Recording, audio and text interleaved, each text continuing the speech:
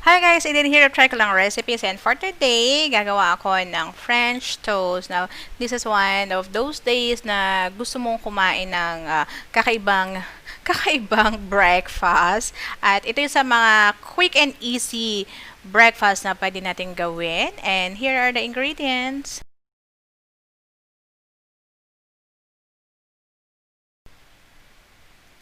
So before we start guys, as I always say, please subscribe to my channel, Try Ko Lang Recipes, for more breakfast recipes, and paklik na rin yung notification bell na yan para ma-notify ka kapag may bagong upload na video. And if you like this video, please give me a thumbs up and share this video as well to your friends and family. So without further ado, simulan natin gawin itong French toast.